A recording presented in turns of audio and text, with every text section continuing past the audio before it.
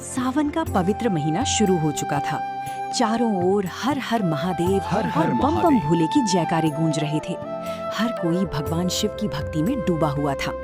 लेकिन इसी पवित्र सावन में उज्जैन के एक छोटे से गांव देवाखेड़ी में एक ऐसी घटना होने वाली थी जिसके बारे में किसी ने कभी सोचा भी नहीं था। एक ऐसी घटना जो न केवल पूरे गांव को बल्कि आसपास के लोगों की सोच तक बदल देने वाली थी। कहते हैं सावन में बाबा महाकाल के दर्शन के लिए निकलने वाला लगभग हर कांवड़िया रास्ते में पड़ने वाले छोटे से गांव देवाखेड़ी में रुककर धनीराम की फरियाली खिचड़ी जरूर खाता था। लोग उसकी खिचड़ी के स्वाद की तारीफ करते नहीं थकते थे। हर दिन उसकी दुकान के बाहर लंबी लंबी कतारें लगती थीं। लेकिन धीरे धीरे धनीराम को अपने पैसों और नाम का बहुत घमंड हो गया था। उसे लगने लगा था कि उसकी बराबरी कोई नहीं कर सकता। एक बूढ़ा कांवड़िया लड़खड़ाते कदमों और फटे कपड़ों में धनीराम की होटल पर आया। पैरों में छाले और चेहरे पर थकान साफ थी। उसने कांपते हाथों से पैसे गिने तो हथेली में सिर्फ 30 रुपए निकले। बेटा, सुबह से पैदल चल रहा हूँ, महाकाल के दर्शन करके लौट रहा हूँ। जेब में बस 30 रुपए बचे हैं। अगर हो सके तो थोड़ी सी खिचड़ी दे दो।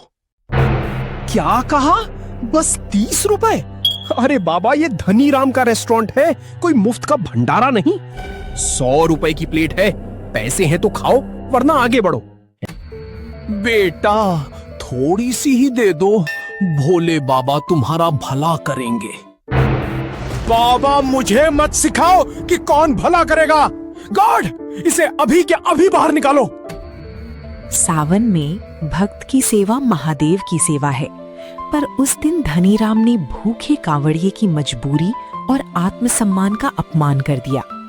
यहीं से उसकी घमंड के अंत की शुरुआत हुई। जहां एक तरफ लोग स्वाद और नाम के लिए धनीराम की होटल में जाते थे, वहीं दूसरी तरफ भूखे और जरूरतमंद लोगों के लिए रामू की ये छोटी सी रेहड़ी किसी वरदान से कम नहीं थी। रामू हर आने जाने वाले भक्त को मात्र 20 रुपए में बड़ी प्लेट खिचड़ी खिलाता था और कुछ लोगों से तो वो पैसे भी नहीं लेता था। बेटा, मेरे पास सिर्फ 30 रुपए हैं। अरे बाबा, ये रामू भैया या बड़े दिल वाले भैया की दुकान है। यहाँ पैसे ना तो पूछे जाते हैं और ना बताए जाते हैं। हाँ बाबा, आप तो आराम से बैठकर गरम गरम खिचड़ी खाइए। क्यों, सही कहा ना रामू भैया? हाँ छोटी, एकदम सही। कहते हैं भोजन का स्वाद मसालों से नहीं, नीयत से बनता है। और उस दिन रामू की छोटी सी रेहड़ी पर परोसी गई खिचड़ी में घी से ज्यादा इंसानियत की खुशबू थी। लेकिन रामू को बिल्कुल अंदाजा नहीं था कि उसकी यही भलाई बहुत जल्द उसकी जिंदगी बदलने वाली थी। एक समय था जब धनीराम के होटल के बाहर लंबी लंबी लाइनें लगा करती थीं। लोग घंटों इंतजार करके उसकी फरियाली खिचड़ी खाते थे। लेकिन अब उसका आलीशान होटल खाली पड़ा था। वहीं रामू की छोटी सी रेहड़ी पर ग्राहकों की लंबी लाइन लगी हुई थी। रामू बेटा, तुम्हारे हाथ की बनी खिचड़ी में चाहे मसाले कम हो, लेकिन प्यार और अपनापन बहुत ज्यादा है। धनीराम की खिचड़ी शायद स्वादिष्ट थी, लेकिन उसका घमंड लोगों को पसंद नहीं आया। वहीं रामू की खिचड़ी में सिर्फ स्वाद ही नहीं, सम्मान और अपनापन भी मिलता था। और यही वजह थी कि धीरे धीरे लोगों ने धनीराम के होटल का रास्ता छोड़कर रामू की रेहड़ी का रास्ता पकड़ लिया था। रामू की बढ़ती ग्राहकी देखकर धनीराम का चेहरा गुस्से से लाल था। ये कैसे हो सकता है? इतना बड़ा होटल मेरा और भीड़ उस फटेहाल रेडी वाले के पास। 20 रुपए में जंबो प्लेट बेचकर ये लड़का मेरी बरसों की कमाई और इज्जत दोनों छीन लेगा। धनीराम को होटल के खाली होने का नहीं, बल्कि इस बात का दुख था कि जिसे वो कुछ नहीं समझता था, आज वो लोगों के दिलों पर राज कर रहा था। रामू की बढ़ती सफलता अब धनीराम से बर्दाश्त नहीं हो रही थी। कल सुबह तक रामू की दुकान पर ऐसा नुकसान होना चाहिए कि वो कई दिनों तक दुकान ही ना खोल पाए। आप चिंता मत कीजिए सेठ जी, सुबह होते ही उसका सारा खेल खत्म हो जाएगा। लेकिन उन्हें बिल्कुल अंदाजा नहीं होता कि कोई उनकी बातें सुन रहा है। हे भगवान, पापा ये क्या करने जा रहे हैं? पापा, आप ये गलत कर रहे हो। रामू भैया ने आपका क्या बिगाड़ा है? लोग उनसे इसलिए प्यार करते क्योंकि वो सबकी मदद करते हैं। तुम्हें बड़ों के मामलों में दखल देने की बिल्कुल जरूरत नहीं है। अभी अपने कमरे में जाओ। पापा, दरवाजा खोलिए। पापा।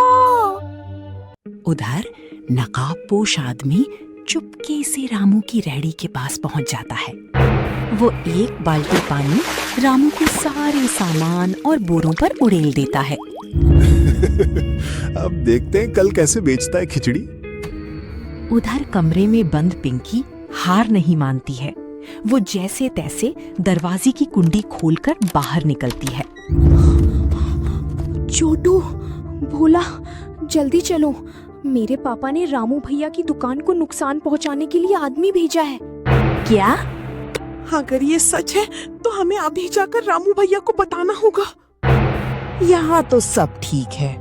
नहीं, मैंने अपनी आँखों से देखा था। वे जिसे टला हुआ खतरा समझ रहे थे, वो तो बस एक भयानक तूफान की शुरुआत थी। अगली सुबह रामू खुशी खुशी अपनी रेहड़ी के पास पहुंचता है। हे भोलेनाथ, मैंने कभी किसी का बुरा नहीं किया, फिर मेरे साथ ही ऐसा क्यों हुआ? रामू के पास अब केवल 50 रुपए बचे थे, लेकिन सच तो ये था कि इतने पैसों में खिचड़ी का आधा सामान भी नहीं आने वाला था। रामू भैया, आज खिचड़ी कब मिलेगी? लेकिन रामू के पास कोई जवाब नहीं है। उधर धनीराम अपनी साजिश की कामयाबी पर खुश हो रहा था। हे भोलेनाथ, आज पहला सोमवार है, भूखे भक्तों को खिचड़ी कैसे खिलाऊंगा?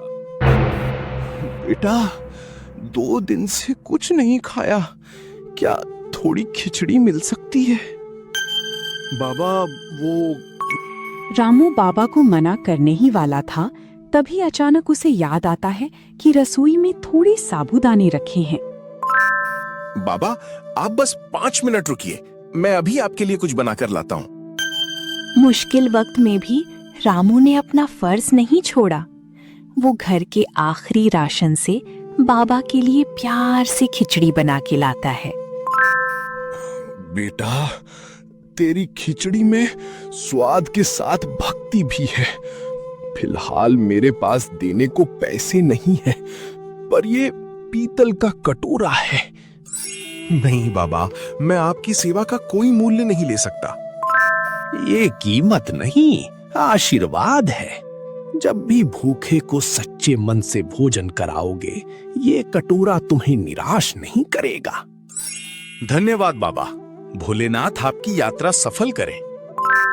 उसे बिल्कुल अंदाजा नहीं था कि ये साधारण सा दिखने वाला पीतल का कटोरा उसकी किस्मत बदलने वाला था। जहां हर सुबह कांवड़ियों की भीड़ लगती थी, आज वहां सन्नाटा था। कहीं मैंने कल रात जो देखा था वो सच तो नहीं? चलो रामू भैया के घर चलते हैं। रामू भैया, आज दुकान क्यों नहीं लगाई?